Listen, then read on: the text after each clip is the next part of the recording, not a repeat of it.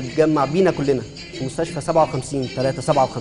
بندعي كل الناس انها تتبرع بالاميال بتاعتها في برنامج ايجيبت اير بلس للاطفال. جايين بنشوف الجناح الجديد اللي فتح اللي في الدور الثالث، هو عباره عن 60 سرير.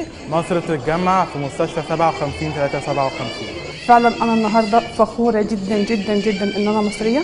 انا عندي الاهرامات، عندي قناه السويس، عندي محور القناه الجديد، عندي مستشفى 57-357. حسيت وانا بتجول في مستشفى 57-357 ان انا بشوف مصر كلها.